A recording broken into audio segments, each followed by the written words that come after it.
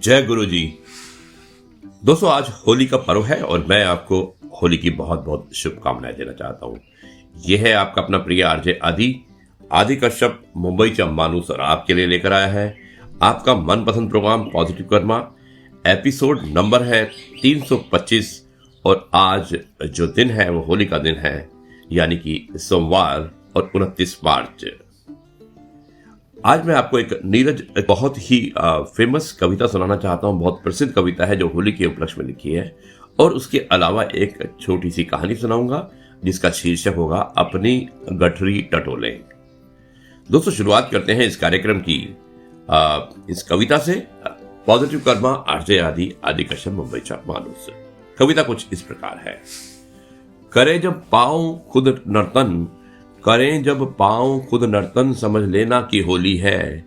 हिलोरे ले रहा हो मन, समझ लेना कि होली है। किसी को याद करते ही अगर बजते सुनाई दें, किसी को याद करते ही अगर बजते सुनाई दें, कहीं घुंघरू कहीं कंगन, समझ लेना कि होली है। कभी खोलो अचानक आप अपने घर का दरवाजा, कभी खोलो अचानक आप अपने घर का दरवाजा, खड़ी देहरी पे हो साजन, समझ लेना कि होली है। तरसती जिसके हो दीदार, तरसती जिसके हो दीदार, तब को आपकी आंखें, तरसती जिसके हो दीदार, तब को आपकी आंखें, उसे छूने का आए क्षण, समझ लेना कि होली है।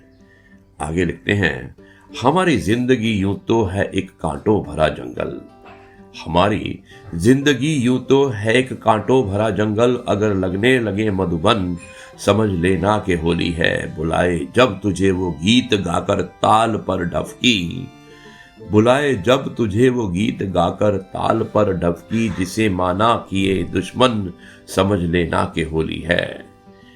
और दोस्तों, अंत में लिखा है, अगर महसूस हो तुमको, अगर महसूस हो तुमको कभी जब सांस लो नीरज, हवाओं में घुला चंदन, समझ लेना कि होली है, समझ लेना कि होली है। दोस्तों, कितनी खूबसूरत कविता हमारे प्रसिद्ध कवि नीरज जी ने लिखी थी होली के ऊपर, और कितना उसका मतलब था, तात्पर्य था और अर्थ था। अब मैं इस कार्यक्रम को आगे बढ़ाता हूं। आरजे आदि विशेष कुछ अलग हो जाए में मैं आपको एक कहानी सुनाने वाला हूं जिसका शीर्षक है अपनी गठरी टटोले। विवेक वर्मा जी के द्वारा भेजी गई ये कहानी है, जो कि सोफिया बुल्गारिया में रहते हैं। धन्यवाद विवेक इस कहानी को भेजने के लिए। और मैं कहानी की शुरुआत करता हूं। आरजे आदि कश्यप मुंबई चा मानूस। दोस्तों, दो आदमी यात्रा पर निकले और दोनों की मुलाकात हुई। दोनों का जाने का जो गंतव्य था एक ही था, तो दोनों यात्रा में साथ हो चले। 7 दिन बाद दोनों के अलग होने का समय आया, तो एक ने कहा, भाई साहब, 1 सप्ताह तक हम दोनों साथ रहे, क्या आपने मुझे पहचाना? और दूसरे ने कहा, नहीं, मैंने तो नहीं पहचाना। पहला यात्री बोला, महोदय, मैं एक नामी ठग हूं, परंतु आप तो महाठग हैं, आप मेरे भी गुरु निकले। दूसरे यात्री ने बोला, कैसे? पहला यात्री बोला, कुछ पाने की आशा में मैं निरंतर 7 दिन तक आपकी तलाशी ली, मुझे कुछ भी नहीं मिला। इतनी बड़ी यात्रा पर निकले हैं, तो क्या आपके पास कुछ भी नहीं है? बिल्कुल खाली हाथ हैं, पहले यात्री ने दूसरे यात्री से कहा। दूसरे यात्री ने जवाब दिया, मेरे पास एक बहुमूल्य हीरा है और थोड़ी सी रजत मुद्राएं भी हैं। पहला यात्री बोला, तो फिर इतने प्रयास करने के बावजूद भी वो मुझे मिले क्यों नहीं? दूसरा यात्री बोला, मैं जब भी बाहर जाता वो हीरा और मुद्राएं तुम्हारी पोटली में रख देता और तुम 7 दिन तक मेरी झोली टटोलते रहते। अपनी पोटली संभालने की जरूरत ही नहीं समझी तुमने, तो फिर तुम्हें कुछ मिलता कहां से? दोस्तों, यही समस्या हर इंसान की है। आज का इंसान अपने सुख से सुखी नहीं है, दूसरे के सुख से दुखी है, क्योंकि निगाह सदैव दूसरे की गठरी पर होती है। ईश्वर नित नई खुशियां हमारी झोली में डालता है, परंतु हमें अपनी गठरी पर निगाह डालने की फुर्सत ही नहीं है। यही सबकी मूलभूत समस्या है। जिस दिन से इंसान दूसरे की ताक झांक बंद कर देगा, उस क्षण सारी समस्या का समाधान हो जाएगा। दोस्तों, अपनी गठरी को टटोलें।